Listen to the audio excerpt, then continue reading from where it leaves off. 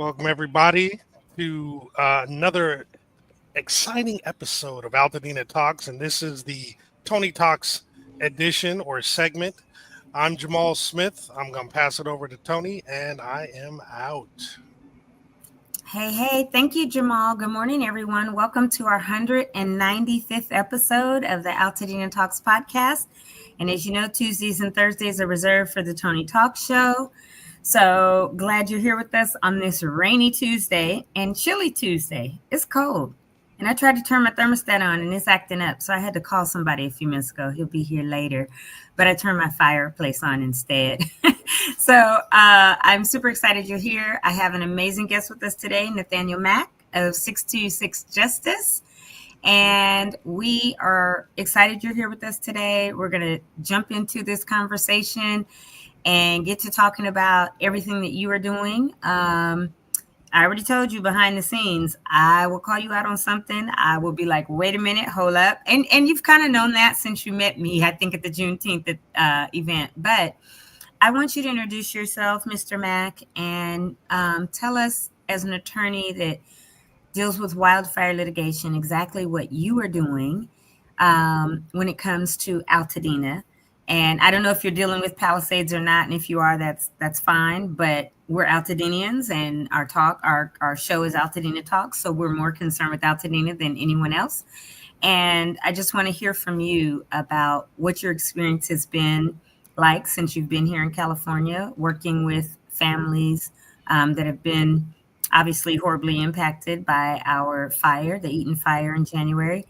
And then we'll get into other stuff as we go. But let's hear from you for a moment. Okay. Well, thank you, Tony, for having me. Good morning, everyone. So happy to be here. My name is Nathaniel Mack, and I am an attorney with Justice for 626.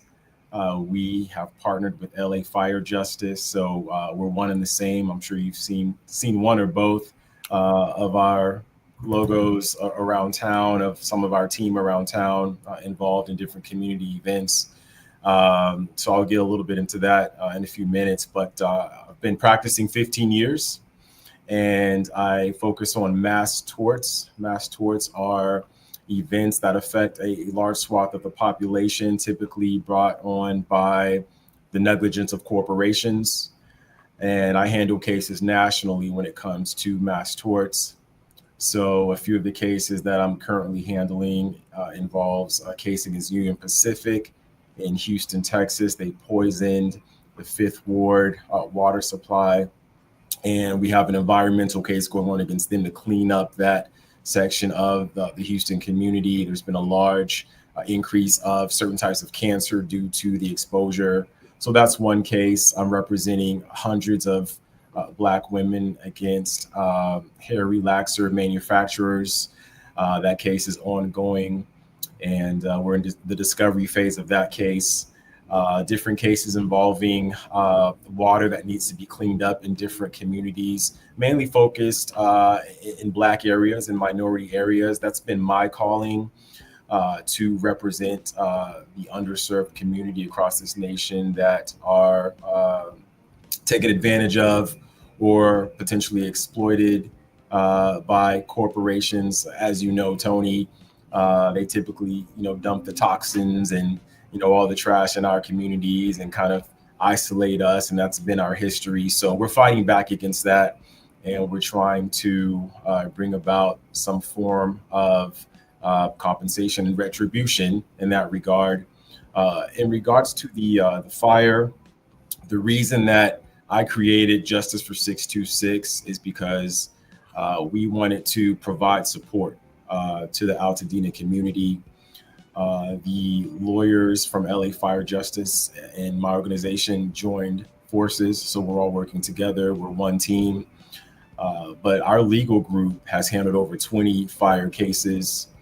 We were a part of the Lahaina Maui fires in Northern California, PG&E, amongst others, the Paradise Fire.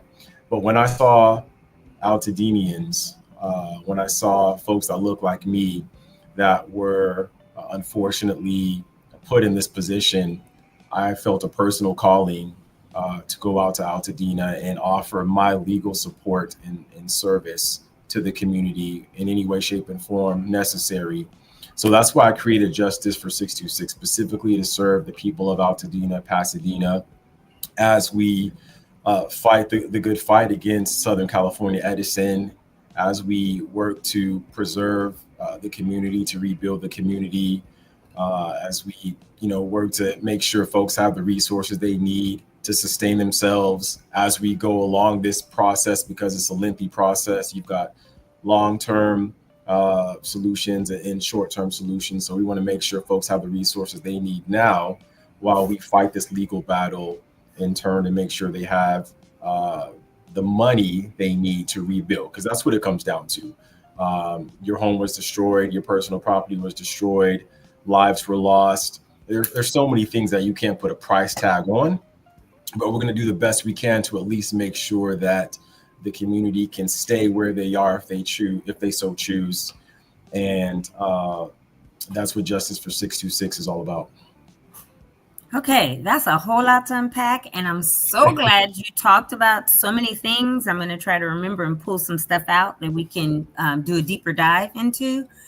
So, when I met you I think at the Juneteenth event on Fair Oaks that Heavenly and my Tribe Rise gave, and you were handing out cards, and you were like, here, and I looked at it, and I was like, because you're from Texas. So I don't know if I asked you then or not. I know I've probably said it to you since. I was like, so what are you doing in California, right? Like, is this a money grab for you?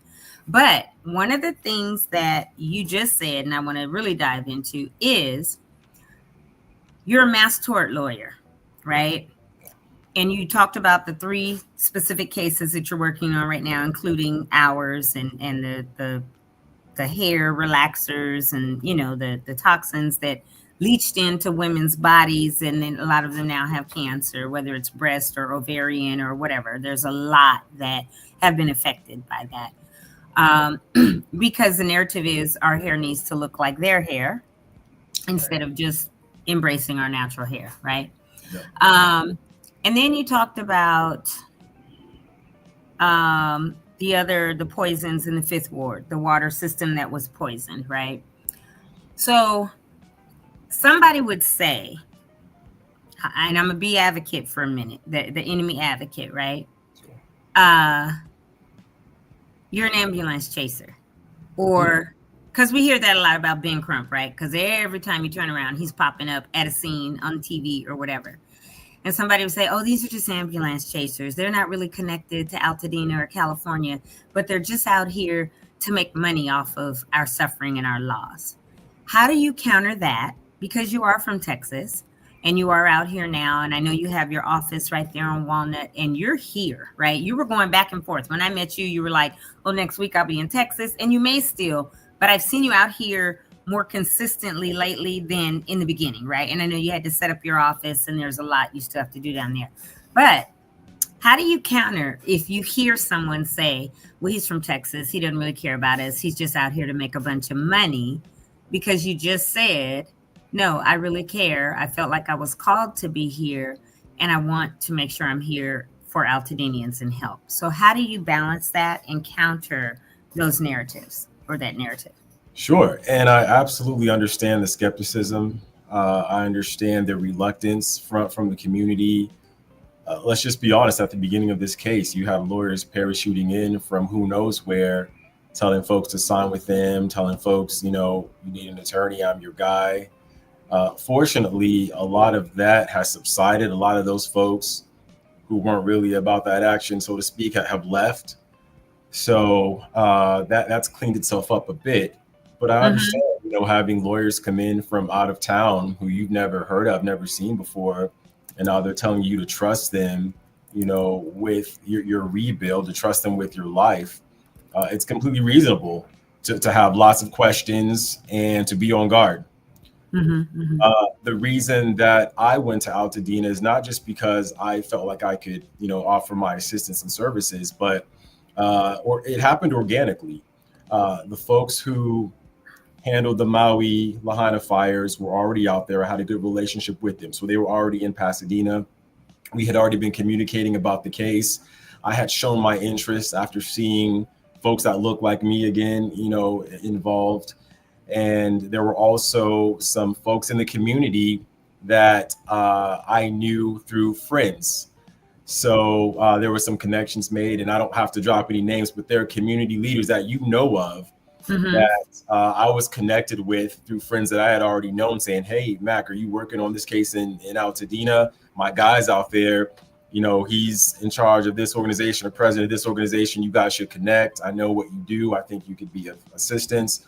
That was in addition to the relationships I had with the lawyers already on the ground.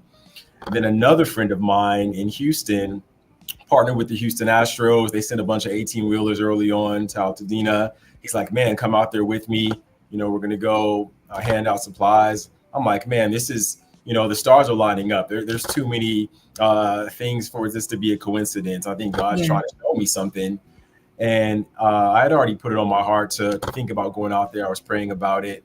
But with these personal connections and relationships that were popping up, I said, you know what, that's where I need to be. So I understand, when they say you're ambulance chasing, but there was a lot of prayer, a lot of meditation, and a lot of organic kind of connectivity, synergy that occurred before I made the decision to go out there.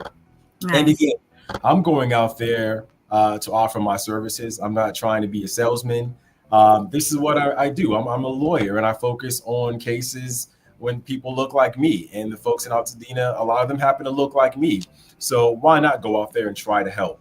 And that's really a great point, because our community, the African-American community, and of course there's other people of color in Altadena, right, isn't super trusting of lawyers because of things in the past that have happened. And when it's natural disasters, or like the hair cases, or poisoning like in Flint or down there in the 5th Ward, we typically get the ambulance chasers or the other attorneys that don't look like us that are in it for the money grab, right? And at the end of the day, the people aren't really taken care of well. So it's super important to have representation from our own community to help. And so let me just tell you this, what I have heard, what I've even said, and I'll just, I'm not going to ever sugarcoat anything.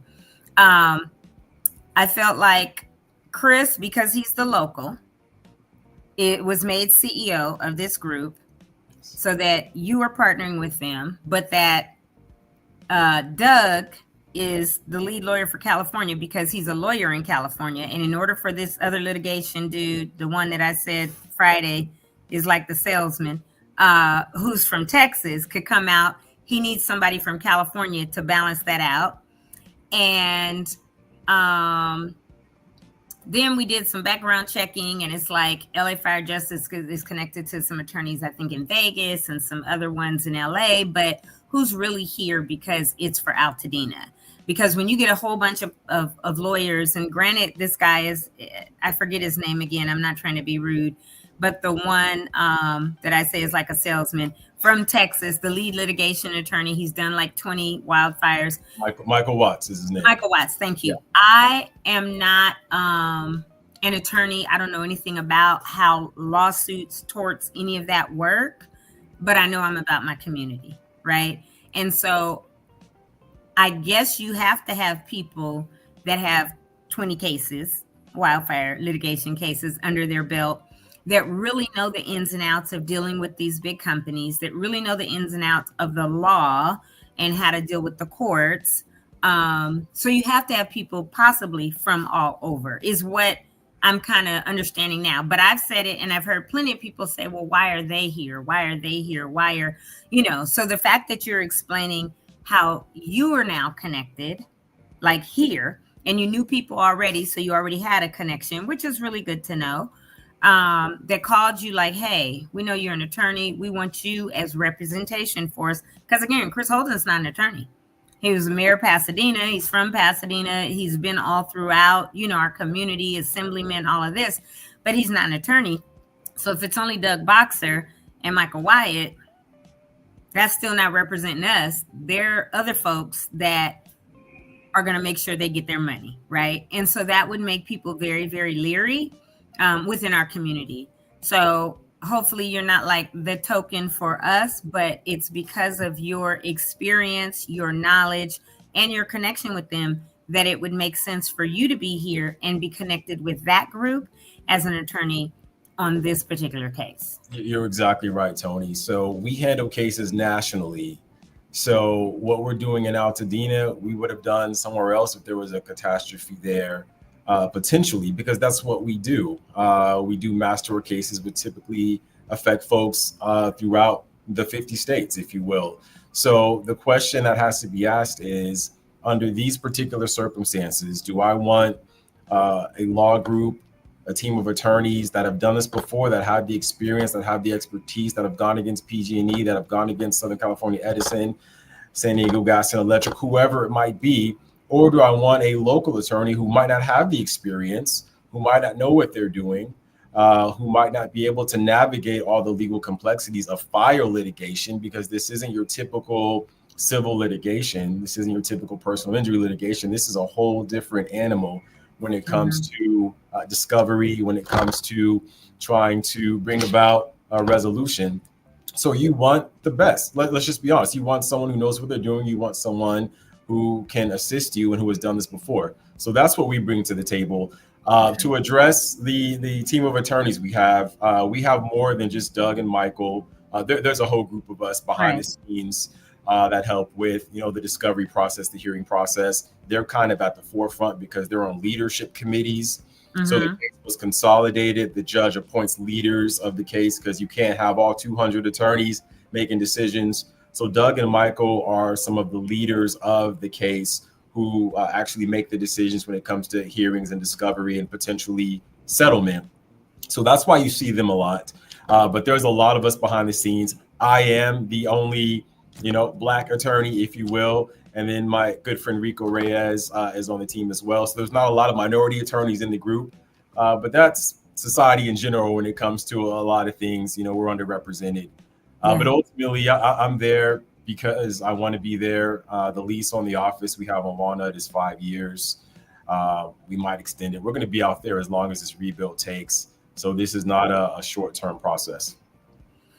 Okay, now I have this question. Well, first, let's pop up the questions from Marcus Betts, because I don't want just you and I to talk and the audience who is posing questions doesn't get theirs answered. So he says, and it's a two-part question: how do the lawsuits from corporations and the government affect the mass torts against Edison? That's one, because we know that Uncle Sam has said they're suing them and others. And then the second part of it is there a chance that we, the Altadenans, are at the end of the line when it comes to being compensated because LA County is suing Edison, Department of Justice is suing Edison, other companies. Sure. So when you look at all of that, the people who have been impacted the most, the homeowners, the renters, the ones that maybe didn't rent, but they lived with family or a friend or something like that, what happens with them? Are they going to be pushed to the bottom,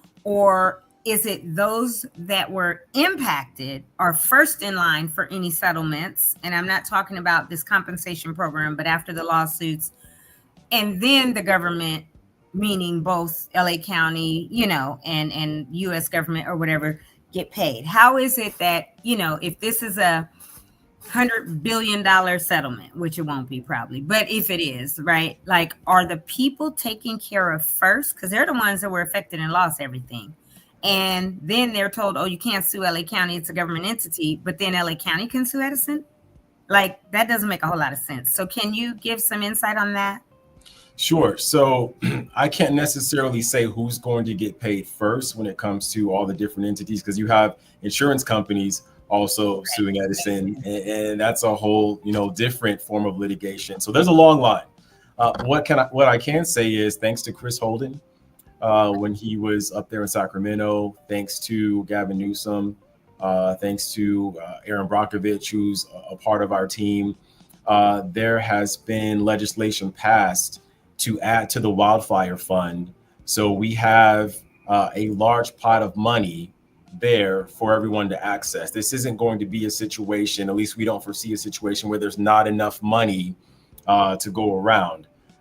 We don't see any issues with bankruptcy, which occurred in other cases, but we're looking at potentially 30 to 40 billion dollars in this pot. I know U.S. government suing for it's definitely, I think it's like 100 million or under 100 million. You got the counties. What? That's stupid. They shouldn't even. They don't have a claim to Altadena. Right. They're saying for government property, parks, and things of that nature, federal lands. That being said, we're looking at 30 to 40 billion dollars in the pot, and ultimately, the sooner you get involved in the litigation, that typically will put you further in front of the line as opposed to those waiting to the very end to get involved. But I don't foresee any issue where folks are not going to have an opportunity to get fairly compensated if they have representation. They've increased the amount of the Wildfire Fund recently. By 18 billion, right? By 18 billion. Right. So, there's no issues at this point in time where folks in the Altadena community might be left out or might be in the back of the line where they don't have access to the resources that they're going to need. And that's why we pushed that legislation to add to the Wildfire Fund. But I can't say exactly who's going to get paid first. There's independent claim processors. So once the case settles, the money doesn't come to us. It doesn't come to the lawyers. Right. It goes to an independent firm who then has to look at every case, process the case, and they're the ones who distribute the funds. And that's, a lengthy process. But the good news is we have the funds there. I think people are upset too because, the sentiment is the county failed Altadena, right? With the fire response, right? We know the reports that have just come out. We know that there wasn't water in hydrants, that stuff is the county's responsibility. Right. So for the county to come and say they want to sue, but then also for people to not be able to sue the county because it's a government entity, that's so, excuse my language, ass backwards. How is that, right? I think that is what keeps people angry. I try to release and not be angry and try to encourage people, please don't let anger keep you from moving forward because it can cripple you. It can give you a heart attack, a stroke, an aneurysm, who knows what, and kill you.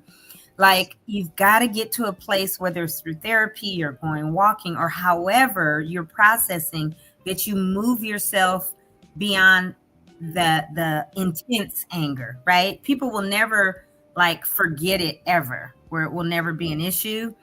But somehow, and I always say, go talk to a therapist. You've got to learn to release it, let it go so you can move to that next phase, right? But that just seems very backwards that, potentially the U.S. government or the county could get paid and maybe for what they fully have a lawsuit for, but then those that lost everything will be on the back burner or may not get fully compensated. And when I say fully compensated, I'm talking about, we've heard this compensation program that Edison has, right? Oh, for each adult, $100,000. For your kids, $50,000. This is offer, right? This is what's kind of on the table, $50,000. For homeowners, okay, I think the example they gave for a 1,600 square foot home or something wound up being about $900,000. But then if their insurance pays them $700,000 or $900,000, I know people that have gotten over $1 million from their insurance because they had excellent insurance. Then basically they get nothing from Edison, because it would make them in the hole because Edison's thing is an offset from insurance. When me personally, I feel like insurance, you pay what that house was insured for in full. Edison, you need to give everybody in Altadena that lost a home $1.5 million because those lots and homes were worth that. How dare you say we'll offset it, right? And we'll pay you $200,000 maybe. If you got $7 from your insurance, we'll give you $9. We'll offset it. You'll get $200 plus $100 for your that $900 I think included the home plus the mental, $100,000 for each adult. How dare you? The home alone in Altadena, most homes were at least worth $900,000, if not more. And that does not include people that have been there 40 years, 60 years, 70 years, everything they've accomplished, everything that they lost, and the pain and suffering, the constant trauma that they're dealing with. And so how is it that you attorneys are going to be able to do this and help people really get compensated for all of that? because still, whatever they make win in an award, you're going to say, oh, but we got to offset the insurance. The insurance only pays for the house. And so how does that work? And I just don't understand it. And since you're here, let's ask it. How does that work that you guys are like, go with us because we'll get you fairly compensated, when everybody else is like, and even some attorneys have said, well, at the end of the day, it's probably going to be $200,000 anyway. I've heard that, $200,000 to $300,000. And it's like, what? So what's the point of going with an attorney versus that compensation fund thing? There's a lot to unpack there, Tony. Yeah, exactly. Before I get into the direct payments, I just want to touch real quick on what you were talking about when it comes to liability on behalf of the county. And, while there are some governmental immunities at play, there could potentially be a civil rights claim, civil rights action that I can see against the county. And there are some investigations taking place as we speak to look at some other avenues to hold the governmental different organizations accountable and potentially bypass that immunity. So I did want to throw that out there. Now, in regards to the direct payments, let me say this first and foremost. If you go the route of the direct payments, you will receive a lot less than you would through the litigation process. They are undervaluing your claim. They are shortchanging you. They are attempting to further exploit and take advantage of you. Because let's think about it. The corporation that started this fire, that caused this catastrophe, that still refuses to accept responsibility, that they haven't come out and said we were responsible. They're still obfuscating that. They are now going to be entrusted with calculating how much you should be paid for your losses, when at the end of the day, their goal and their job is to make sure their investors are happy, to make sure their board of directors are happy, to make sure they maximize profits. They're not having meetings about how can we fairly compensate the folks of Altadena. They're having meetings about how can we get these folks out of the way so we can move on with, our profit sharing, profit making. So that's a big conflict of interest. But in addition to that, let's dive into this direct payment system a little bit. There is no negotiation taking place. So if you apply, if you're offered a certain amount, you cannot come back and say, well, I don't think my house is worth that. My property's worth that. It's actually worth more than that. That doesn't happen. There's no negotiation. It's a take it or leave it. That's the problem. Another problem is there's no independent oversight. These decisions are being made internally from SoCal Edison. There's no non-biased entity coming in saying there's a conflict of interest here. Your numbers are too low. You need to factor this or that in. That's not taking place. Also, the timelines are misrepresented. They haven't come out and said when you're going to get paid. If you apply, they're saying it could happen in this amount of time. And if you come back and try to, say there's a discrepancy, you might end up waiting another 9 months or longer before they make that right. And typically in negotiations, there's going to be a resolution within 9 months, or at least we'll be close to a resolution or know whether or not we can get the case resolved. So the timelines are vague, they're ambiguous, but what they're trying to do is get folks to stop thinking about hiring representation, to get folks to stop thinking about what they actually need to rebuild. They know folks are vulnerable. They know folks are stressed out under a lot of pressure, and they know folks need money. They need resources. Yeah. So that's what they're trying to take advantage of. But the market value is not fair. And one of the big issues I have, and I was taking notes earlier, just going through some of the stuff, and I find this absolutely insulting, the non-economic damage. So you've got the home, you've got the yard, you've got the soil, you've got the personal property, which a lot of that is priceless as well. And we can dive into that. Heirloom stuff passed down from family, priceless. But the non-economic damage, we had folks running from the fire. We had folks who witnessed things that you could never imagine in your worst nightmares. What is the value of that on a person's psyche, on a person's emotions? We're talking PTSD, with a lot of people. A lot of people have suffered trauma. A lot of them don't even know it. So you've got a lot of traumatized folks in the community, a lot of folks who will, as you said, they're never going to forget this. This will be on their mind the rest of their lives. They will have nightmares, some of them the rest of their lives. What is that worth? It's priceless for one, but what we do is we hire experts to attempt to quantify it the best they can. Yeah. But these rates that they throw out, these flat rates of $100,000 per person, $50,000 per child, that's insulting. Yeah, very much so. I know I was talking to my sister Sunday. She lived across from where the fire started, so she saw it. I've said this 100 times, like she went out and knocked on all of her. She lived in a condo complex across the street. Knocked on everybody's, didn't realize for 2 days she got burns from the embers because she was knocking, telling all her neighbors, we got to go, it's a fire. We got to go, it's a big fire, right? She told me Sunday or Saturday, I think it was Sunday, she said the PTSD is just beginning. Like she's just now 10 months later to the point where she's like, oh, wow. Or 9 months later, right? Like, oh, and processing stuff because she's been running from day one, right? Meaning like her, my parents, everybody in Altadena that had to flee. I know that night, my brother, my nephew, and my daughter were at the house until 2 o'clock in the morning, like right before. My daughter left at 1:30, my nephew at 2, my brother at 2:30, as it was going up, right? Those three can never get over that. And my daughter lost things because she was with my parents living there and at my parents' house. And, you know, they've been there 57 years. And so for them to say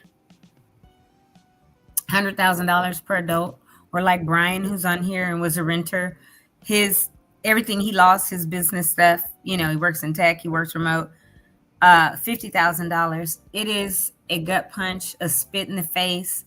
It is everything horrible that you can imagine.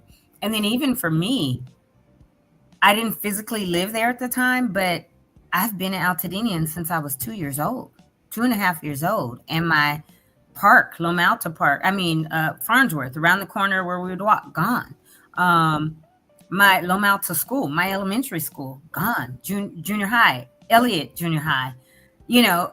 And so for me, getting that call at 3:45 in the morning and waking up screaming, you know, my sister, like the house is gone because they were all together and I was worried about all of them. That will never go away. And of course, I can't file a lawsuit or I can't be part of the tort because they're like, oh, you didn't live at that address. But it's my whole entire community. That's all I know. And so I think it's shameful. I say this all the time. It's a disgrace for Edison to behave the way they are when they know that tower should have been taken down in 1971 when I was 6 years old, when I was in first grade up there. And it wasn't. But now to act like, oh, we're going to give you $900,000, but it's really the offset from what your insurance gave you. So again, if they gave you $1 million, we give you nothing, right? Or if they gave you $700, we give you $200. That is such a spit in the face and more disrespectful than anything I can imagine to Altadenians. How do you sit with yourself or sleep with yourself at night or justify that? I agree. That's where it is. Tony. So if you go through with the litigation, that offset that you're speaking of only applies to what you actually received. So even if you have $1 million policy, if they only paid you, because we know the insurance companies are playing a lot of games too, and that's a whole different conversation, but they're up to some nefarious tactics as well. But say they pay you $500,000 out of that $1 million, right? Your offer, your settlement is only offset by that $500,000, right, not the whole $1 million. Whereas with this direct payment, even if you don't get the whole $1 million, they're still going to offset what they offer you by that $1 million, despite the fact the insurance company didn't pay you. Exactly. So that's another big difference if you accept this direct payment versus going through the litigation. Yeah. There was another question that somebody had that says, what is your take on, oh no, you already talked about that. That's what we're talking about now on the payout plan. Yeah, just shameful. Are there any circumstances where taking the direct payment makes sense? Well, I think as we're talking about that, you're clearly defining likely not. But can you address when they get a settlement, right? And this is foreseen, but because of the knowledge of what your group has, if you guys are successful in litigating and saying, okay, this house, this particular person, because I know it's all individual lawsuits that encompass this mass tort. It's not a class action. Those are two different things. So each case is looked at and it's valued based on their land, their home, their pain and suffering, the PTSD, all of that. Let's say it comes up for someone to $2 million or $3 million, right? And the insurance has given them $600,000. You pull that $600,000 out of that $3 million, and then you take your, and I did say this Friday, you guys were at 33 1/3%. However, Chris Holden got up there and said, we have lowered our fee to 25%. So now you would take your 25% also off the top, and they would get the remainder of the $3 million. Is that how it works? Not necessarily. Under the theory of inverse condemnation, which is a great legal theory in the state of California, it's similar to eminent domain, if you will. Okay. It's a strict liability standard because this utility company caused the fire. They are responsible for paying the attorney's fee outside of the settlement. So just give some easy numbers. Million on the property damage portion. Okay, so got it. $1 million for your home. 25% of that, $250,000, will be paid separately by Edison. It's not coming out of your $1 million. And that's nice. First condemnation, which lawyers don't talk enough about. The community needs to hear that because they're like, man, you guys are getting a lot of my money that I need to rebuild. Well, for the property damage side, that's not the case. For the non-economic side, PTSD, pain and suffering, we do get it out of that percentage, but property damage strictly goes to you.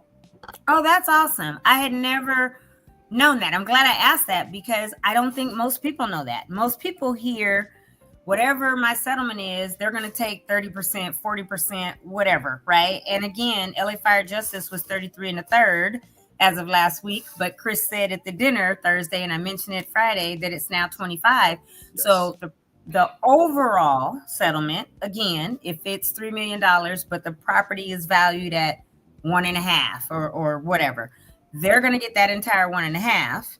Yes. And then the other 1.5, not Edison, LA Fire Justice 626 for Justice for 626 would get 25% of that portion because that's your fees as attorneys representing them in the case, doing the discovery, fighting it out, all of that. Now, I have a quick question, and it just popped in my head, but we'll go back. Is part of Edison's strategy for getting a judge that set this out till 2027, 2 years after, we'll offer the compensation, and this was when you were talking about this, we'll offer this plan. We know people won't want to wait it out. We got people in their 80s, 90s, all of this. They're just going to say, give me this money. I'll sell the lot. I'll move elsewhere, or I'll do what I can with that. Is this literally pushing it out to 2027 part of that strategy, or is it just because it will take that long for discovery to finalize investigations, all of that? This is purely a strategy from Edison to delay and defer. That's we want a trial as soon as possible. And of course, we have to go through discovery. We have to take depositions. Our experts are examining, the towers and all the different materials. So there's a lot that has to take place before we're ready to try the case. But we wanted to try this way before January 2027. Exactly. And they were fighting us tooth and nail. And they were able to convince the judge that they needed that much time to prepare their defense. Liars. But it's not true. I mean, if they were able to come up with a compensation plan, then I think they'd be able to figure out what they need to pay out before that time. Yeah. Okay. Thank you. That literally off of what you had said, I held on to it for a minute, so I wanted to answer that.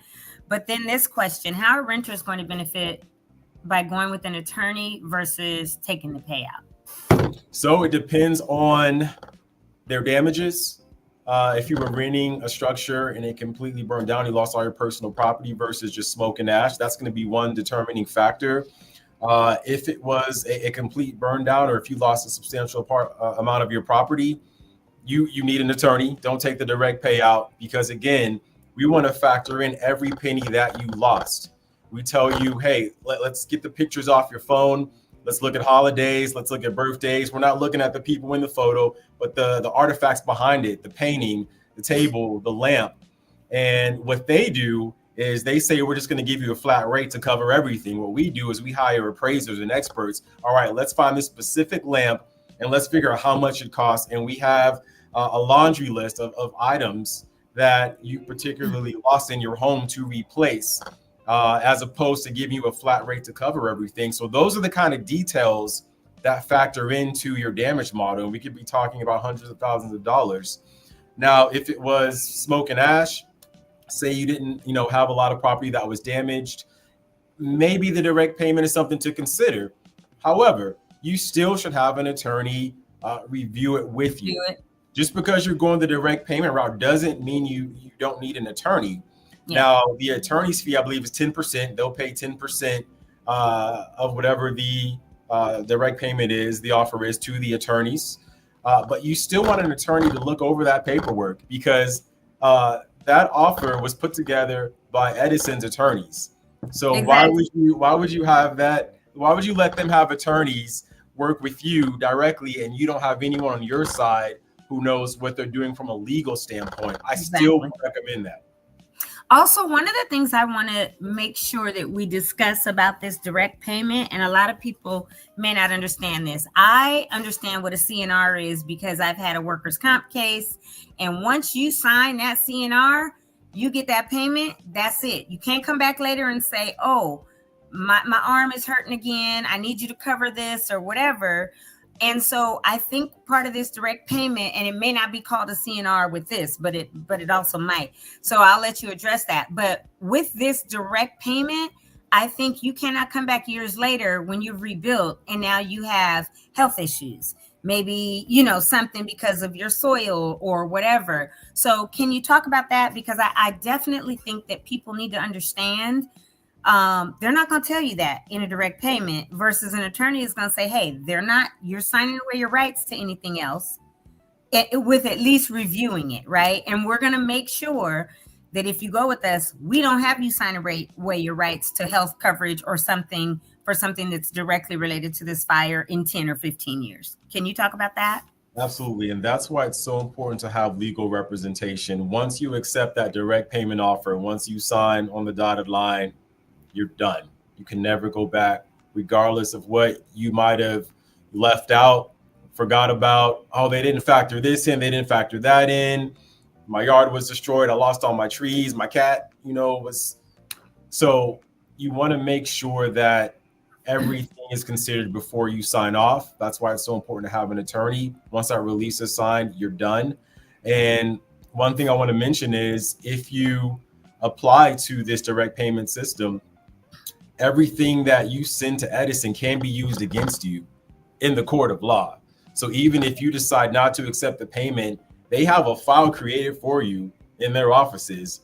And when we're negotiating your case, they would have gone through that file to find any little thing that they can use against you. So be very careful, even if you're attempting to apply, because if you don't accept the offer, that information is out there now. And I know they're having these town halls, so to speak, and they're going around the community and they want to take questions. And now all of a sudden they're our friends, right? They're our friends. Yeah, no, not at all. Watch what you say to them. Yep. They're listening. They're taking your name down. You give them your name. There's an assistant out there writing the name. Okay, let's look this person up. Let's see what they've been doing. Everything you say can be used against you. So I wouldn't even talk to these folks.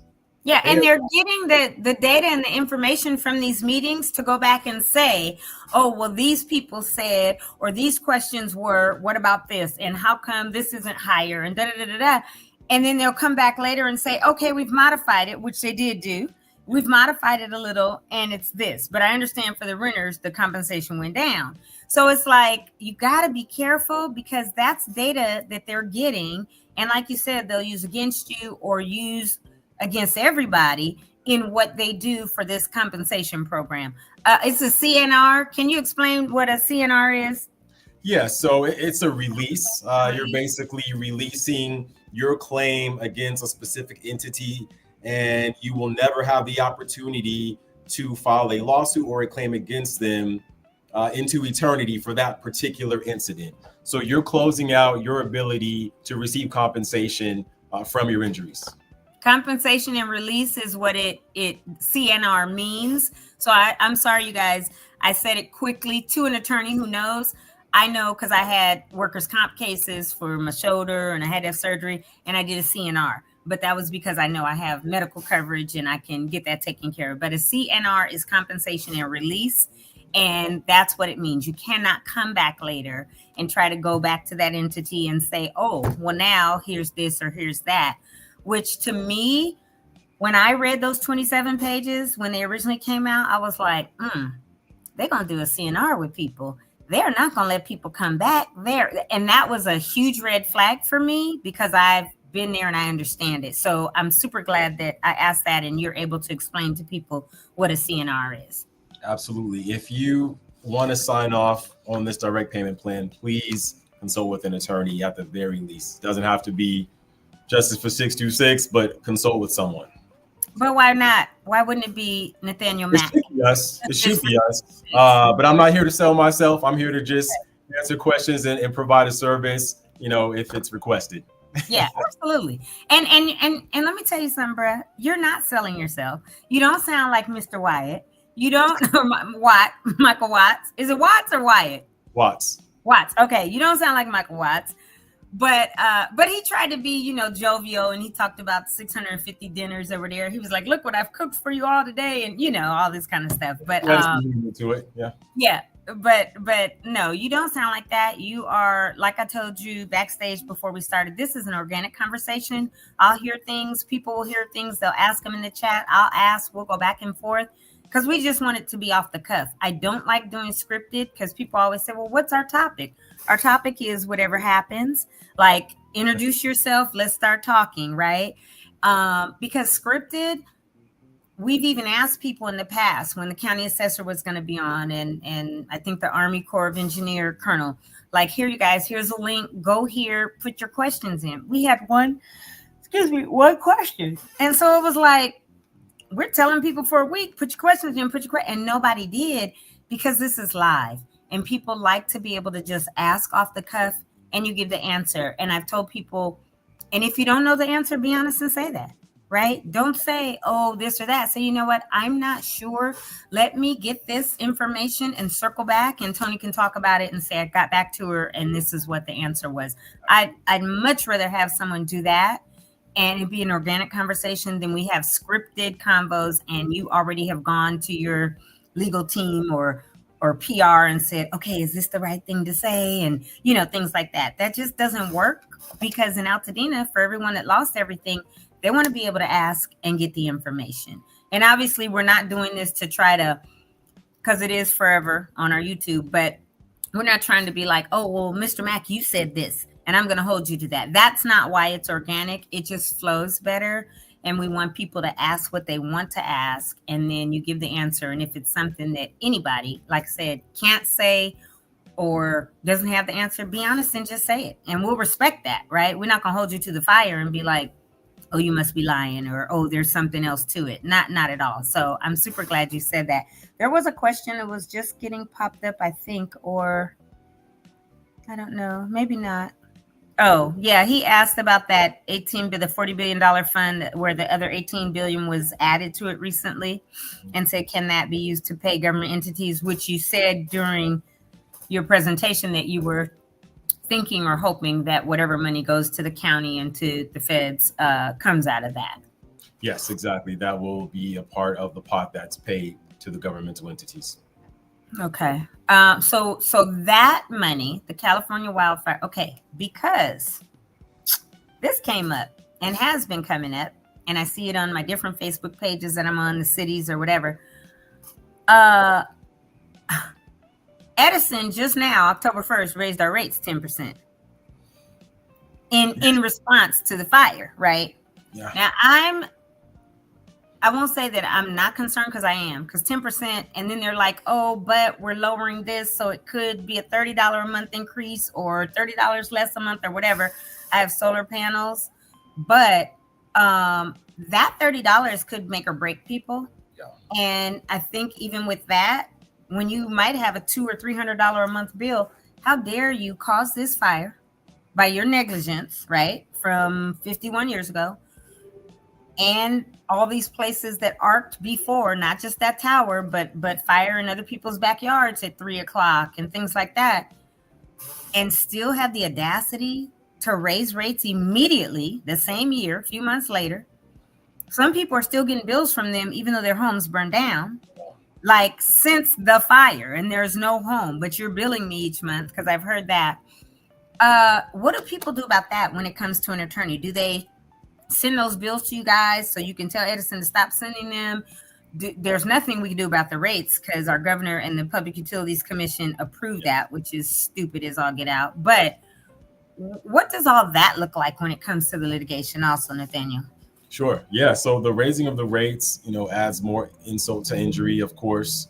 And I know they're justifying it by saying, hey, we're taking everything, underground. We're putting the lines underground. That's going to be a costly endeavor, but it's going to ultimately make the community more safe. So that's one of their justifications. Insulting nonetheless.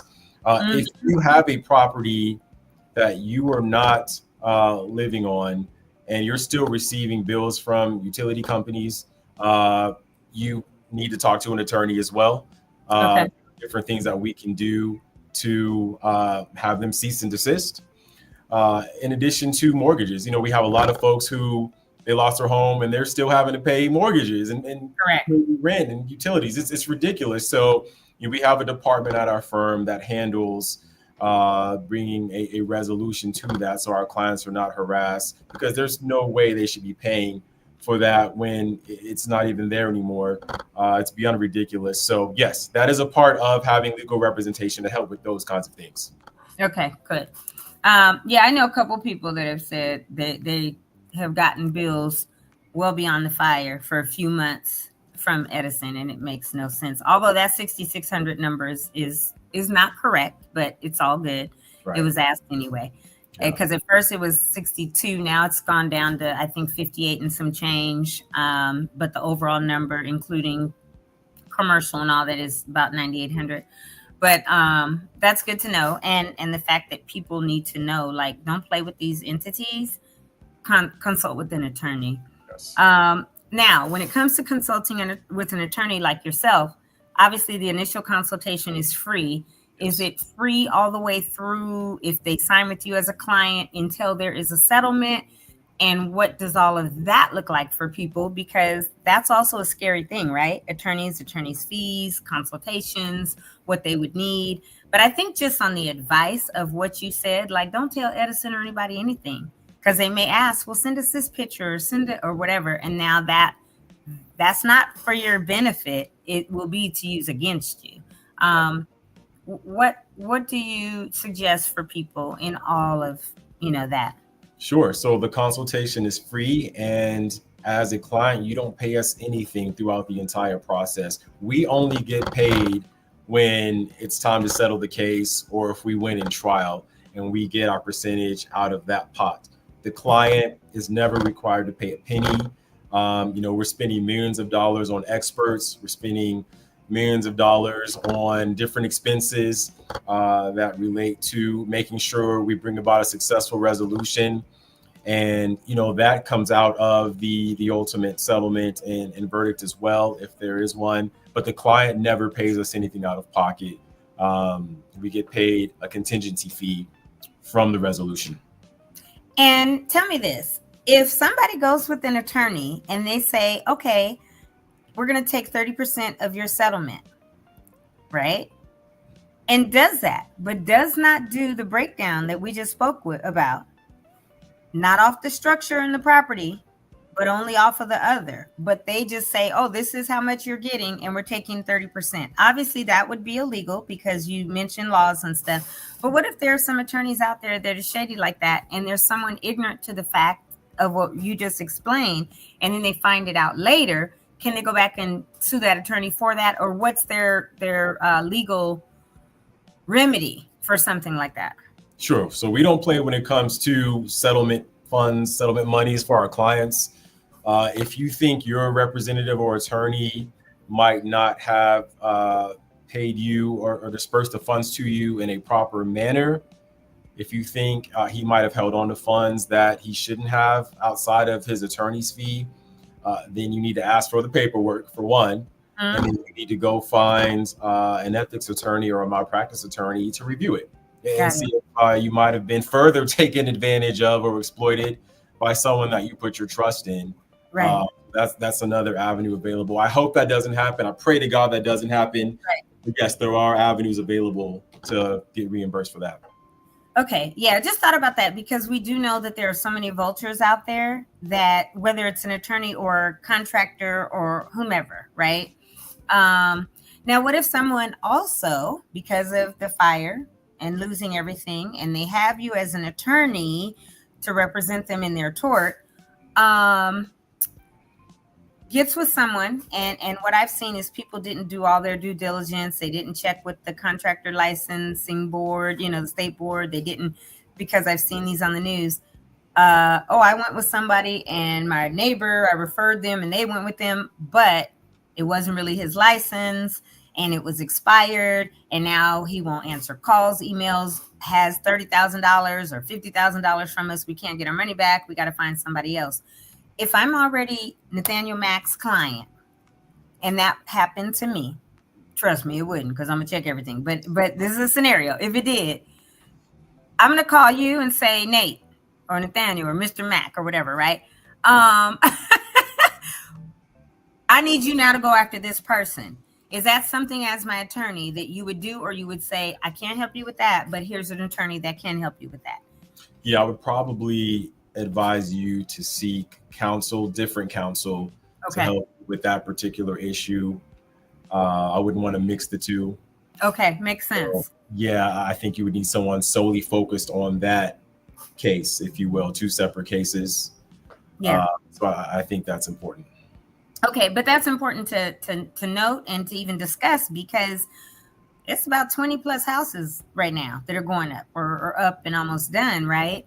So if that happens to someone, I want them to know. But again, if I already have you as an attorney, I'm coming directly to you because you're my attorney. And then I'm going to say to you, what should I do? And you say, I don't want to mix. I think you should go with someone, and either look on your own, or I have a recommendation, or I'm sure someone within your group may have a good recommendation, because if I trust you as my attorney, I'd rather not have to go out there and find someone. I'd rather ask you and have you recommend. So hopefully you all have some that you can say, yeah, this is who we would recommend for that.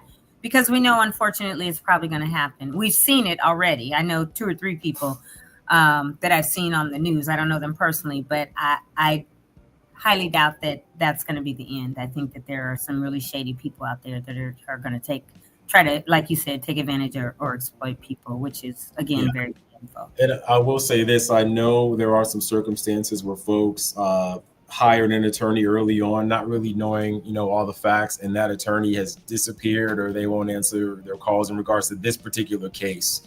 I want everyone to know that it's your case. You can do what you want with it. So if you decide you want to go with someone else, not telling you to do it, but you do have that option. There are ways that you can switch attorneys if you feel like your case isn't being advocated for in the correct fashion. Got it. And so I'm going to say this, go with somebody else. He's not going to say it. He didn't just tell you to, but I'm going to tell you, go with somebody else. Matter of fact, maybe contact Nathaniel Mack. And I'm not trying to sell you, because you're not either. This is a service that we're giving. But I think I've learned so much more from you than anyone else that's come on. We've only had a couple other attorneys come on. But you've given some real insight and knowledge about some things that we hadn't heard from others yet. So I would feel comfortable if I needed to look for an attorney to contact you. Can you please pop that back up for his contact information? And I'm going to give you my local number because we're national. We have national numbers as well. But the local number is 626-659-6225. 626-659-6225. That's our local number right there in Pasadena. Okay, they're going to pop it up. They're probably going to change it in a minute and take that 888 number off. So 626-659-6225. 6225. Okay, they'll pop that up. Thank you. We're at an hour. We started at 10:01. We're at 11:01. I try to stay right on it, try to start on time and end on time because, like you said before we came on, you're almost 24 hours a day. You guys are doing things and getting calls round the clock. It's coming up 626-659-6225. There it is right there. And so if anyone needs to reach out to Nathaniel Mack, who is Justice for 626, but also part of the group of LA Fire Justice, this is his website, www.justicefor626.com. His direct local number is area code 626-659-6225. I think that's the number that's on your card. And when I called it, I got the bishop. Yeah, and he took like a week, I think, to tell you I called. But I got your number now, and we text. So if I need you got the cell. The bishop is the heartbeat of the office, if you will. He's my phone guy, so he's gonna be the one to have a lot of those conversations. But yeah, of course, you got my personal cell. More than happy to have you connect me with whoever might be interested as well. Yeah. We're always having events in the community. We just did a luncheon last night at Morning Star Church. I was at John Muir. We had an event this past summer for the families. Always doing different community workshops and events. Come by the office, ask for Justice for 626. More than happy to have some coffee and donuts with you. Now you're at, is it 901 Walnut or what's that? 221 East Walnut. Wait, say that again. 221 East Walnut, Suite 100. Where did I get 901? Maybe I went to some other event at 901, but 221 East Walnut, Suite 100. And I know that you are going to be partnering in some context with us at Altadena Talks for the Day of Thanks Luncheon. Yes. You and I talked about that before. So I'm looking forward to that. However that winds up being, whether it's a sponsorship, whether it's you connecting me with some in-kind donations, things like that, because we do want to do some things. So you and I will be in contact for certain. I need the correct logo. Email me that so I can put it on the flyer. But this was a great conversation, very engaging. I really appreciate you being on because you were persistent. We kept missing each other. I was calling or each other at events. Like, are you going to come on? You were like, yeah. And then there was so much going on. So a couple of weeks ago, you saw me and you were like, Tony, like, we got to connect for real. Or whatever. I was like, okay. So you at the Paseo. Yeah. At Jackie's event at the Paseo that night. Yeah. Yep. So that was really good, and we finally made it happen, and I'm super glad because you did give some other additional insightful information that we haven't gotten from others. So I'm really, really glad that you came on today and look forward to whatever kind of partnering we could do. And if you want to come back on at any time to give updates, let me know, and we'll bring you back in. Hopefully everybody got their questions answered. Jamal and Brian, did you want to come back on real quick before we get off of this? And do you have any questions or comments for Nathaniel? I was the one writing some of those questions that he was answering. I know that. So they got answers about the renters thing, especially. So I appreciate that. Yeah, I didn't have any questions myself, but I wanted to thank you for coming on, Nathaniel. That was very good information. A lot of stuff we didn't know. Thanks for having me. You guys can have my cell. Tony, please give them my cell. If you guys ever have questions, call I'm not giving them nothing. Just kidding. Look, our office is around the corner from yours. We can just walk over there. Come see me. Absolutely. We got snacks. We got lots of snacks. Come out and hang out with me for a bit. Snacks. Right. Thank you so much, Nathaniel. Have a good day. I know you probably have a meeting or a client to get to, so we're not going to hold you, but appreciate you so much for coming on. Enjoy the rain if you like it. I don't, but be safe in it for sure. Yeah, be safe out there. Thank you for having me. Look forward to continuing to support you. Definitely. Talk soon. Great day. God bless you. Bye-bye. Bless. All righty, y'all. Hello, Brian and Jamal. Hola. This is the worst day for driving, I'll tell you that. I pray for everybody that has to be People out can't there. drive in the rain. They look like they're about to kill each other. Well, because it doesn't rain in Southern California. Tony except in October. Tony live putting that song out. But it's horrible trying to take these kids to school when it's raining too. Because they already freak out the parents trying to drop the kids off just anyway. You add rain onto it, and there's a lot of kids who are driving too who just got their licenses this and, summer. oh, it's bananas right now. They need to practice in the winter. Man, You guys know how I don't like rain, cold, nothing, right? Mm-hmm. So I got this new thermostat that I installed about 2 years ago, Honeywell. So I can control it from an app on my phone, right? Like my garage door opener, all kind of stuff is apps, right? So this morning I walk in the kitchen and I feel this cool air blowing, but I know it's on like 70 something. So I go to try to check my thermostat in the hall. It's blank. I don't see anything. And then on my app, I'm trying to like turn it off. I can't do anything. I had to go in where my HVAC system is and just unplug it because it's blowing out cool air. But I called this guy. He said he'll be here in about 40 minutes. And he works for a company, but he's going to do it as a side job for me, which I'm glad because I'm not going to pay his company's prices. But they were like, well, tell me if it's maybe you don't have power to it. Maybe a breaker is off. I said, look, there's nothing wrong with my breakers. All of them are good.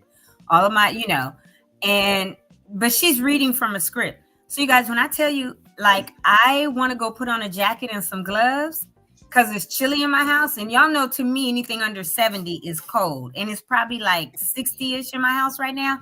And I was sitting here. I don't know if you guys saw, but I was like doing this because my hands are cold. I turned on my fireplace, but it's just one log. So y'all, I'm cold today. And I don't like the rain. And I would prefer not to go out in it, but I'm going to have to go out in it. Because I'm going to give me some firewood, some logs, something. And after this guy can't fix it or whatever. And I'm like, Lord, this is money I did not want to spend right now on fixing this, whatever. But I don't know if it's the pump, if it's the motor. I don't know what it is. Well, it's not the motor because it's blowing. But when I tell you all, this is usually only an issue with people in summer where they got to call somebody for HVAC because it's like, oh, it's not blowing cold. I don't have warm air right now, y'all. And that's a major problem. Right. It'll be up and running soon. Bless you. It'll be up and running before the end of the day. You'll be fine. Thank you. The person's going to be there in a minute. They're going to figure it out. Jamal talking about you'll be fine. I'm getting ready to go get a jacket on. No, I'm saying you will have your heat on before the end of the day. That's what I mean. Tony ain't used to be people being positive to her. She wants to no, not that.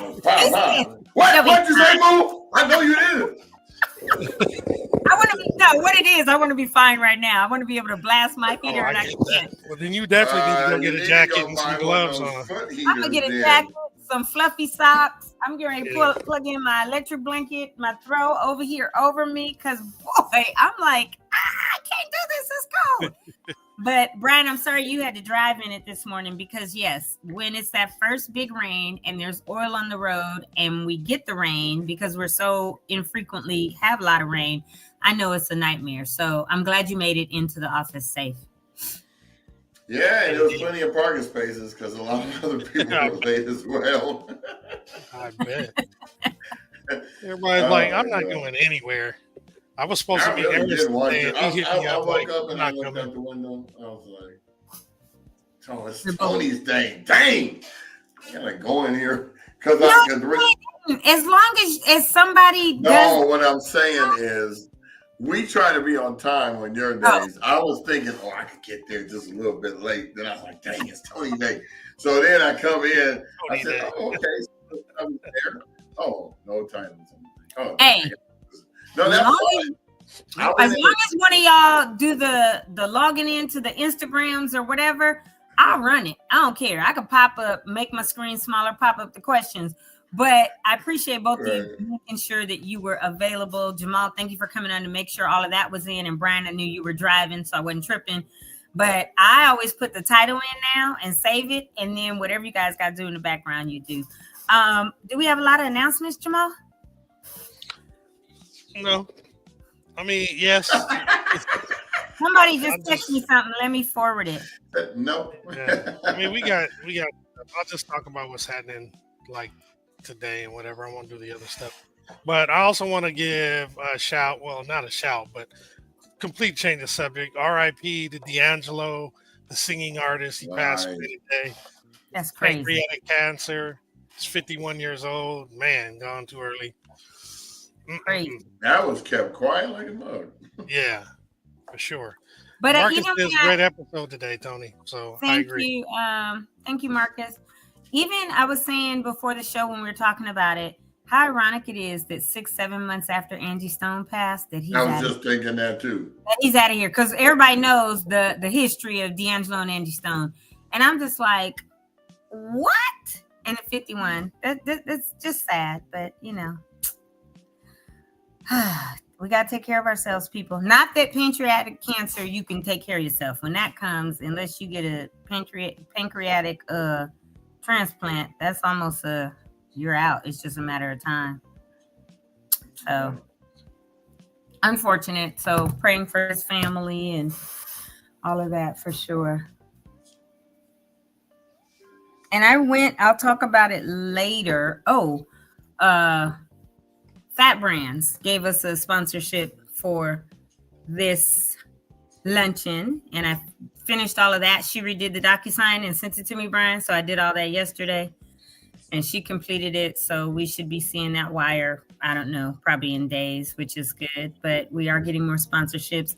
Nathaniel is going to be doing something with us. LA Fire Justice is going back and forth with me on emails right now, and then has some others that I'm talking to. So, and there are about 100 people signed up right now for the luncheon. So keep it coming, because whatever you all do, however many of you sign up, is how many we will serve. Whether it's 100 or 200 or 300, whatever, we will serve. What's the deadline we gave? Well, sponsorship deadline is the end of this month. I think it's going to be around the 10th of November. I want it to be at least 2 weeks prior, because I don't want to have to do any last minute anything. So let me see, November 22nd. So that would be the 8th of November would be 2 weeks prior. So the 8th of November will be the end of signups. I will close it at that point. And for sponsors, it will be the 1st, although we know that may be a soft deadline, and I may move theirs to the 8th for the hard deadline, because I need my money in order to accommodate all the people. So if you think that you want to go to luncheon, get yourself signed up. That should be our motto. I need my money. I need my money. And we definitely had to reiterate yesterday that it's for those who lost their homes in the fire. We do want to make sure that it is for the victims. I guess Brian had indicated some folks were just signing up. Yeah, just don't go into the event and say you're going, because you're not. You know, if you're going to go on the event, click the link and sign up, and then say you're going. That way we get a head count through that as well. But for all those of you that have been going on there saying, yes, interested, going, it's null and void. You're not going to get anything unless you fill out the form straight out. Which is why I didn't make an event on Facebook, because that was me. I was trying to be proactive and hope that Mother Hen would be like approval, but she did like the nun Nurse Betty took the ruler and tapped the hand. Yeah. I said don't be making no events. Wait, so now I'm Nurse Betty or Mother Hen. Okay, so let me tell y'all. None Betty. You know, None Betty. So this is what happened. I get a Facebook request saying collaborate on this, right? And it's an event, which events on Facebook are great. You can get lots of people. But I saw it, and I left Brian a message yesterday that was yes, she did, and I read it. I didn't even want to hear her voice. I just read what she said. It's a long dissertation. That thing was like that long in like 8 font. And I said, Brian, why did you make an event on Facebook?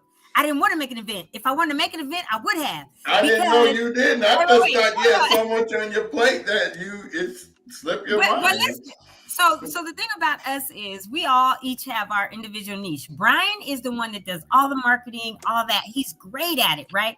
And I know it was not with ill intent that Brian did this Facebook event. No, it was actually out of fear, because I was going to probably come on Monday and go, why we haven't made an event yet? What's going on here? So I just wanted to do because I knew, like, I'm not going to do it, because even though you put the ticket link, people see it and all they do is put interested or going. They don't go into the event, click on tickets to register. So I went in the event and made a post that said, hello, everyone. Please make sure the same thing right after you. Yeah, click on tickets so that you can actually, and then there was some verbiage that was wrong, and that wasn't your fault. That was what our original verbiage was. So I went in and changed it. It had to like 3 p.m. and it's whatever. So anyway, no, it had to 4. It had till 4, Yeah, and I changed it to 3 just to make it accurate, right? But Marcus, we know you registered and on the event. But the thing is, like, I was like, no, he was saying he was going for seconds. I know, but that's why he did the wink, like I'm going. So it was so funny yesterday. And then I was on the phone and emailing people and couldn't even come on yesterday because I was trying to make sure all these people for the next month I have down pat, right? And so I was like, Brian gonna listen to that message and go, oh, Tony really didn't come on today because we are not seeing eye to eye on this event thing. And that wasn't it. I was just swamped. So it was just went on my minute and said, can y'all click the link? I wasn't taking it down. It was getting too much traction. Well, yeah, it's just that Brian is super gung-ho and wants to make sure that he markets everything well so that we can get the attendance. And I knew that's what it was, but I was like, you just did this shit without, and you know, I'd be trying not to cuss, but I was like, you just did this without asking me. Because I was, when I got that. Okay, just so you guys know, to clear the air, this meal is her baby. So she's pretty much in charge of everything. So she kind of gives us, we don't really need any guidance, but she gives us guidance for the things that she wants to see it go down the path. So, hey. So it's funny that we're talking about it today because usually Brian and I also talk, but then yesterday I had to be at Paramount Studios, and so we never talked yesterday. And so now I kept looking at my phone going, I hope she don't call. I hope she don't call. How did that go yesterday at Paramount Studios? Oh, dude, it was so amazing. So, you know, I got that invitation Thursday saying we need to know by Friday, right, at noon or whatever. And I just said, yeah, I'll go. So I asked my son to be my +1 because he's been dealing with the health issues and all that, and took him to the doctor yesterday and they had to drain some more fluid and stuff. So he said, yeah, I'll go. When I tell you, we had the best time. So it was in this theater. The name of the theater again, Shirley somebody. Be quiet, Marcus. Because I got that mama thing where I will be like, yeah, but I love you to the end of the earth. But anyway. She'll make you some cookies afterwards to soothe your hurt feelings. Exactly. That's exactly. I'm still waiting on them peanut butters, though. You'll get your butt spanked or your hand popped. But after that, yes, I am absolutely going to nurture and all that. So, yeah, that was the big entrance. My son actually took a better picture. I didn't get it from him. But so you think about how we live here in SoCal. And of course, if you don't have a reason to go on the lot, you'd never see, click on the next one, the tower that we all know, the big water tower. So I was like, oh, how cool. There's the water tower. But we were in the Sherry Lansing Theater and they had the popcorn for us when we got there. They were like, oh, get popcorn and water in the metal, the water bottles. And I think it tastes so much better when it's in those tin cans. But anyway, had that. We went inside and that was right before they took a picture, me and my son. We went inside the theater. And when I tell y'all this theater was full to capacity, I don't even know if it holds like 500 people or what, but it was. And they were all either, for the most part, other than the CBS people, we were all veterans or active duty people. And so NCIS, which I love, stands for Naval Criminal Investigative Services. And so in the military, I've talked about this before, it's its own world. They were showing that right before because that's the new season that starts tonight. This is the first time they have a trifecta that it's called the NCIS verse, meaning original NCIS, NCIS. Everybody's crossing over. And NCIS Sydney is all now back to back on Tuesday nights on CBS because there would be different days and stuff, but now they have it where it's a lineup.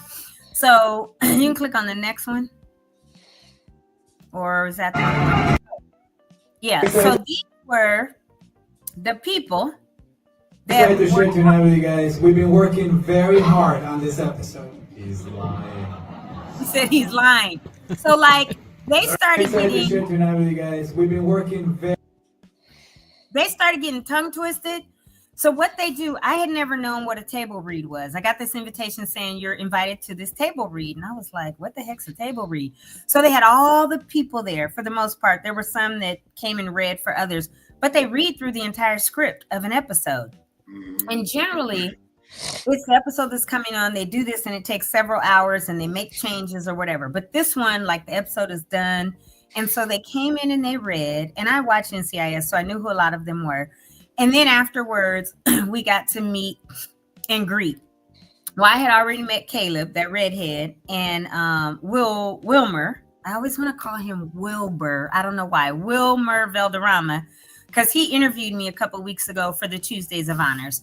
So us being invited back, Tuesdays of Honors is, they had us, Team Rubicon people, they asked for badass veterans that were serving their community still. And because of the work I've been doing in Altadena with Altadena Talks and Team Rubicon, they were like, she's perfect. Let's bring her on. So and then there were others, and they've interviewed us. And starting tonight through Veterans Day, at some point, even if I don't watch it, I'm gonna have it all recorded. Either, you know how they're getting ready to go to commercial, but they bake in something at the end before the commercial. They will do clips and we will all be on as honoring veterans. And so last night they were like, oh, and we'll be in touch because there's going to be another event, a public event, where we are giving these living room, family room makeovers in conjunction with Love Sack and Vizio TVs. I know we're supposed to get couches and TVs. I don't know all what else, but that's coming up sometime between now and Veterans Day. It may be on Veterans Day. So afterwards, Caleb saw me and he got Wilmer. He was like, hey, he said, what's your name again? I said, Antoinette. So they came over, gave me a hug and everything. And they were like, oh, we're so glad you made it. And had my son in the picture too. And so that was one picture. And then this girl she plays like in the lab, the chemist, all of that. And I met her and her wife. And I don't know why it looks like from here down, I look like a raccoon. My makeup got real light and up here I was shining. First off, when you take pictures, light should be facing you, not behind you or to the side. So yeah, but we were all messed up because it was 500 people in there and we were in corners and stuff like that. So it was like, here, let's take this. If I was your photographer, I would have never missed that shot for you. Well, and I looked this morning, I was like, ooh, my face is two-tone for sure. Anyway, that's me because I'm always be critical of myself. And so met with her and then that was it. And I think I took pictures of some of their names, but it was the most. You're good. Love to see this one, Tyler. It was the most amazing thing I never experienced. If you ever get invited to a table read for any production, please go because you get to, they read the whole script like, okay, and this scene, oh yeah, those were the cookies they had for us at the end, sugar cookies. And those were also celebrating. So yesterday was the Navy's 250th birthday. And so they did it on that day because NCIS, again, is the Naval Criminal Investigation Service. In the Air Force, we had something called the JAG, the Judge Advocate and group. And they were the ones that were the lawyers, the judges, all of that. Because in the military, we have what's called the UCMJ, the Universal Code of Military Justice. And it's totally separate from your civilian justice system because it deals with Article 19, where you could get discharged and court-martialed and all this stuff. So every branch has their own judicial system within it. And for the Navy, it's NCIS. So that's not just a name for a TV show. It really is the Naval Criminal Investigation Services. And so, yeah, it was NCIS Tuesday. Oh, look at that. You can play that. But that was just part of the table read. And so it was a really good. Oh, look at that. Gotta go. Baker dumps his phone, turns to the drive-through window to see a hulking cashier silently holding out a to-go bag. She's so good. She good words about me. Hey, go back just a little bit, all the way to the end. I want to show you that lady. Stop right there. Look at that. All the way at the end, there was a lady in a burgundy jacket. Which end? This end or the other side? The other side. She was right. Anyway. The window to see a hulking cashier silently holding out a to-go bag. Right there. See her in that burgundy leather jacket? Who's that, Sarah Palin? No, she's a retired lieutenant commander from the U.S. Navy.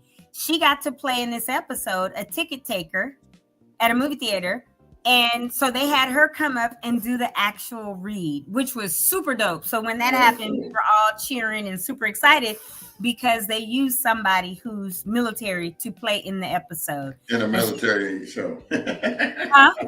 They said they used a real military person in a fake military show. From a gun, the cashier held inside it. The dart hits Victor in the neck. In seconds, he's out cold. Off him slumping, cut to main. These are so funny because I used to work for a production company. NCIS. Say that. Say it. What you were just saying. It is so funny because they literally, some of them go into full character, not just. And some just monotone. Some just like, okay, yes, I'm gonna go because they're not gonna put themselves right there. But the dude that plays Gibbs, he played himself because he's monotone. The guy that played Caleb, he was like. Yeah, like he had a computer in front of him, even though he didn't, he was in full character. At times, Wilmer was in character, like you just saw him slump over because he got shot in the neck with a dart, in the drive-through. And so he did like this. And they would laugh. And then some people all of us in the audience would make a little snarky comment or laugh. And Ziva would be like, I heard that laughing. And and so it was real interactive. So it was a lot of fun to be at. And if you ever get invited to a table read, go, because you will have the time of your life. So thank you, Jamal, for asking about that and showing that, or you guys bringing that up, because it was a lot of fun last night. Had a blast. And just the way that they really try to honor the military, because they know that this show is directly related, is amazing. And they don't just write a script and then decide to act it out. They consult with the military on everything, especially the Navy, with the real NCIS to make sure it's as accurate as it can be. Yeah, it would suck if it wasn't. I mean, that would be crazy. You want it to be as accurate as possible. Yeah. Because I know some shows back in the day when we were younger, I found out later that it wasn't accurate. Like they didn't have anybody come and, talk to them about it. And you found out like, oh, this isn't how it's done. Like SWAT, for example, way back in the day, they did things not the way it really happens. And I didn't like that. That was not cool. Yeah, I love NCIS. NCIS, me awesome. too. I like the original one way back with Gibbs and Abby. With the original Gibbs, yes. Mm-hmm. So Vance, right? The director. Mm-hmm. He wasn't there last night, but there was a sister girl all the way on the end that had the big afro. Mm-hmm. When I tell you, she read that script like she was Vance, and the other sister with the smaller afro that I had the picture of. Afterwards, we were talking about it. She said, yeah, I looked down there like, wait a minute, is that Vance? She read it. You know how he's real matter of fact? And he's just like, Gibbs, give me this. She read it identical to how Vance reads it. And I was like, she's reincarnated. It was amazing. Yeah, it was amazing. If you're an NCIS fan, you would understand some of this conversation, but it was amazing. Well, I've been watching it for years. Me too, because Diva was there, Ziva, David, but they literally had all the different people that have been on all of them, whether they're on Origins, Sydney, or the original, come and do this read. So it was really, really good. You guys would have loved it. Do you watch the Ziva and Tony spinoff? I haven't seen that yet. I love NCIS. And I told, when we were filming a couple weeks ago, I mentioned something that was, what's the other one? I like the New Orleans one. Yeah, I like that. But it's separate from NCIS. It's CIS, or what is that other show? Well, CIS first came on. Crime Scene Investigations. Yeah. And so I mentioned something and they were like, no, that's not NCIS. I was like, shut up. I know. Oh, you're talking about CSI. CSI, right. But what I told them was, these are on my shows. CSI, NCIS, First 48, like all of these, because I was in law enforcement and I would investigate stuff, right? So I was just telling them that I love all these shows, but somebody heard me saying CSI and they were like, no, this is NCIS. I said, I know. I said, but I'm just telling you the shows that I follow and I watch. My favorite of the CSIs is Miami, because I just love the way Homeboy be giving you that look. He be like bending down and looking. Yeah, you're done, buddy. You're done. The light and then he exits out. One was always Right. Yes, he took a dive for the worst, and he'll go. and then the song goes. Ah! Dun, dun, dun, dun, dun, dun, dun, dun, dun, dun. I'll be waiting for the intro to come on so I can be like screaming. But yeah, because when they read the script, even at the end, he said something, end scene, and the end. And everybody was like, yeah, because it was just so good. So really, really good thing. Like I said, if you ever get an opportunity to go to a table read like this, do it. Now, the other table reads that last hours so they can make corrections and changes, I don't know. But either way, it was usually won't be invited to those. That's your life as an actor. Gotta get it right. So the sponsors can keep paying, Tide can keep buying slots. Right? Hello. So CBS Paramount did a great job last night. And even with this Tuesdays with Honors or of Honor, what is it called? Tuesdays? Y'all know. I'd have to look again because it's in the background of one of my other photos. I'll look real quick. Tuesdays of Honor, I believe is what they're called. But it starts tonight. It goes through Veterans Day. And I don't know which episode I'm going to be on, if it'll be the original. I'm thinking I would be on one of the original NCIS because Wilmer interviewed me.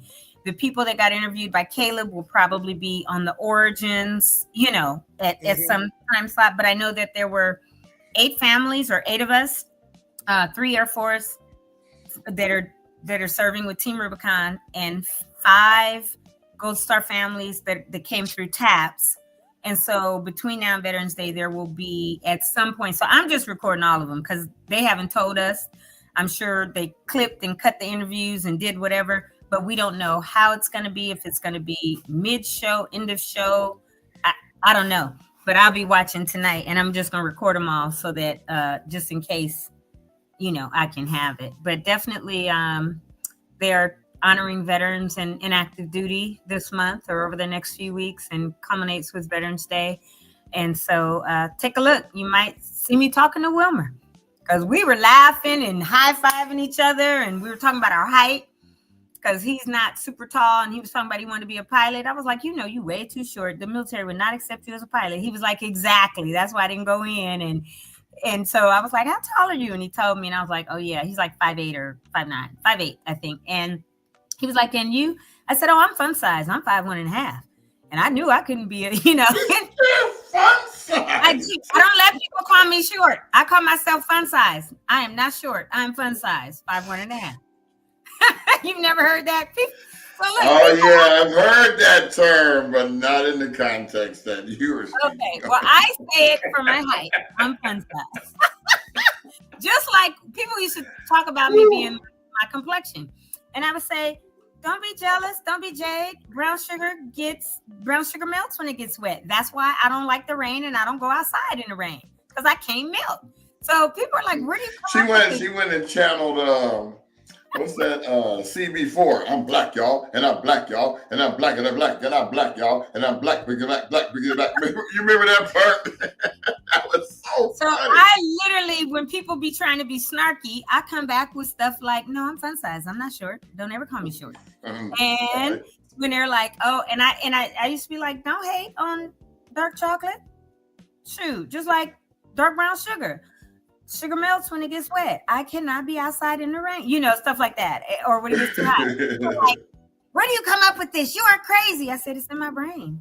I don't know. But anyway, so so if you say something crazy, you're liable to get crazy back because what's in this head right here, who knows? Anyway, I'll let you go on and do announcements. Oh, yeah, you still, but everybody that left now.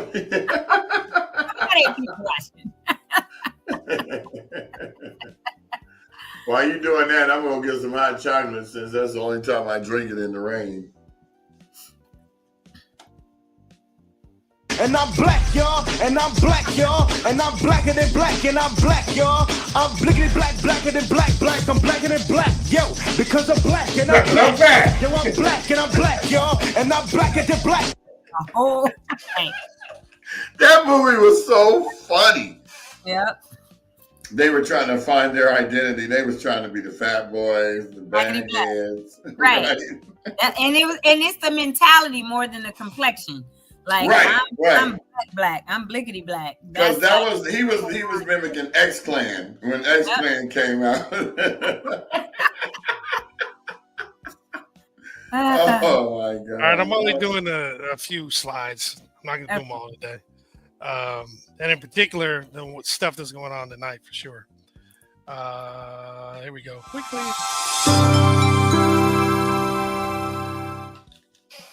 Actually, I'm going to start with what I couldn't find yesterday, which is about the sandbags. And I found out that while we were on the show, they put these out. So I know we're already in the middle of the rain, but in case somebody needs them and, basically if you need them, you can still go get the sandbags. Following fire stations will have self-serve sand and sandbags only. It's going to be at Fire Station 37, which is 3430 East Foothill Boulevard from 8 to 5. And then Fire Station 38, which is 1150 Linda Vista Avenue. And that's also from 8 to 5. I'm going to remove this for a second. I'm going to speed through a couple of these slides and I'm going to add it back. All right, so I'm going to jump here to this particular one, which is the Building Industry Association of Southern California and the Builders for Better Communities Foundation is providing the Rebuild LA Resource Fair tonight. It is from 5 to 7:30 p.m. I did double check with Patrice. Everything is still going on despite the rain. And it is indoors, just in case you're concerned. It's at the Newer at Pasadena. It's 300 East Colorado Boulevard, Suite 200. Basically, they want to share what their experts know. They want to share how their experts can answer your questions about materials, services, and next steps. All fire survivors are welcome. Admission is free for those who did lose their homes. You would register at B as in boy, IASC.org/events. And for more information, you can reach out to Melissa Otten at melissa@homeaidocla.org or Patrice Quisenberry at patriceq@williamsrebuild.com. And then I believe this is still going on as well. The Rebuilding 101 workshop number 13, where the topic is from the ground up, survey, structure, build. It's going to take place at 409 East Woodbury Road in Altadena, and it will be beginning at 6:30 today. And the laundrytruckla.com, they today should be in Pasadena, Sierra Madre at the YMCA. I'm not sure if they're still going to be there because of the rain, but that's 611 East Sierra Madre Boulevard in Sierra Madre, and you can drop things off between 10 and 12. So you have about 20 minutes if you're trying to drop them off for today. And there are a couple locations for tomorrow. I'll go because it's early on, I'll go ahead and read those now. So tomorrow, it's at the Altadena Adventist Church at 2609 North Lincoln Avenue, as well as First AME Church at 1700 North Raymond Avenue in Pasadena. Both locations have drop-off times from 9 a.m. to 11.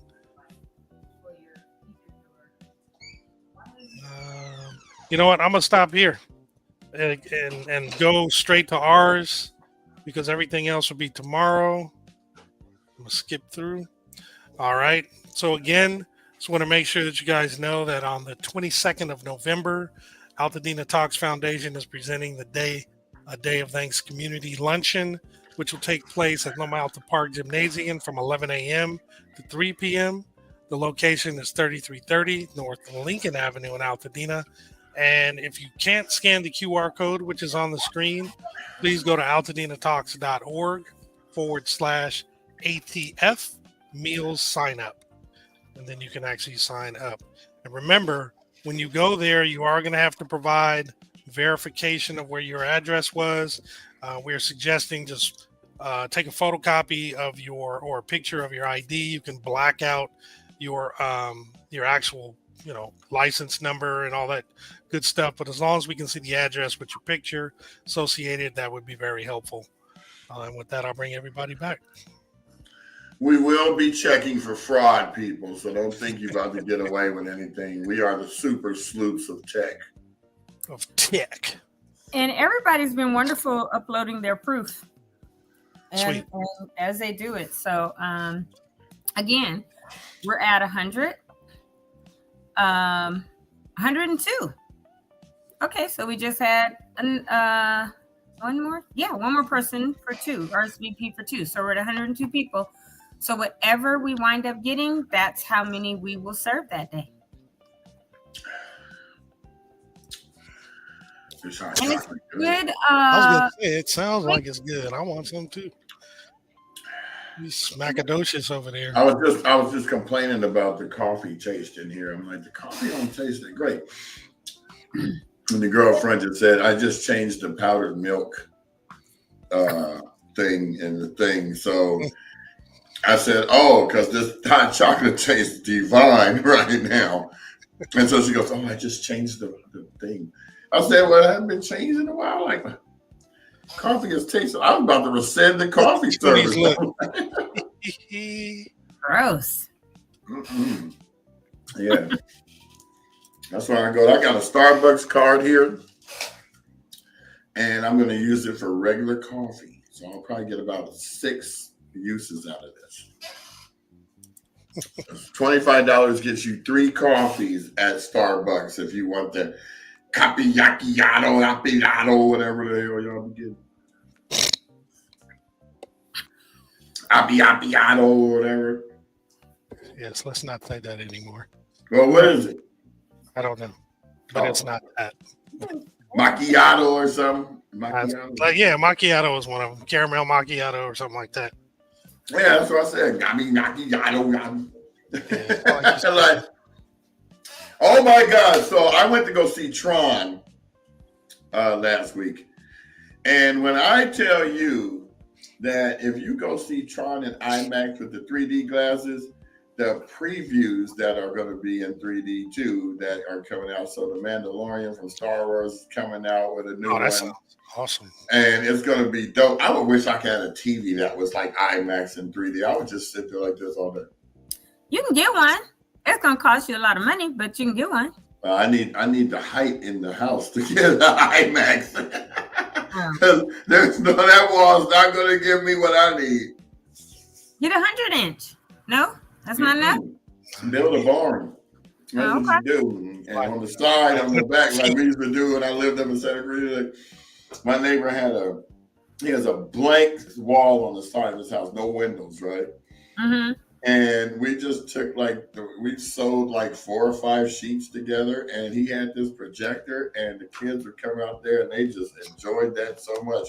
My son was like, Dad, can I come live with you while you do? All of a sudden, you want to come live with me.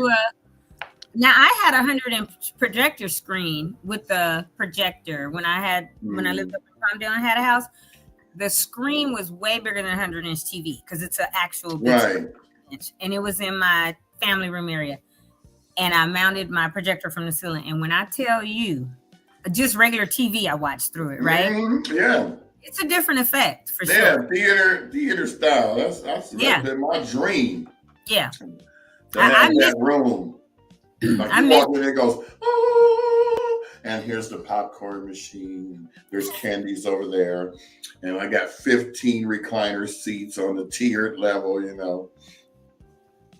Yeah, I want to see what size TV we're going to get from Vizio, because I'm going to try to go for the biggest set guy. Because if it's a whole living room makeover, right? My TV now is 80 inches, so I'm definitely not getting up. Yeah, well, I think they're going to have to go like for like or higher. Exactly. I'm not trying to be greedy, but if you're doing a makeover for me to upgrade, that's what they call it, upgrade actually, then yes, I'm going to need just that. So if they got 100 inches, I'll be like, well, can I get that? Because that would be an upgrade. And my couch, definitely, I hear love sacks are amazing. Which is great, but I'm just like, let me figure it